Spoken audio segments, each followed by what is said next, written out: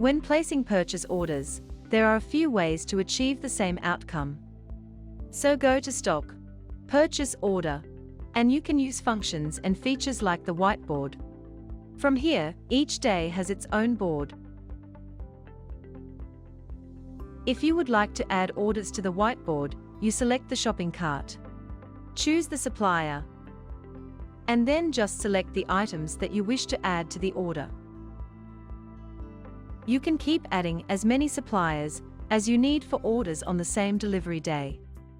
Once you've entered the items, they will automatically save, so you can move to the next day and then add more items for that, and then flick through each day, and you'll see which items different staff members have added for delivery on those days.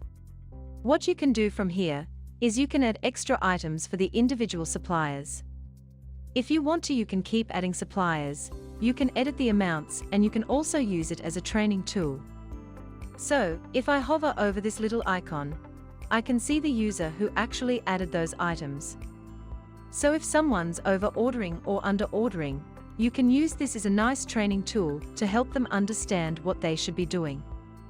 When you're ready, you can hit send on the individual orders, or you can hit the big green envelope and send them all at once.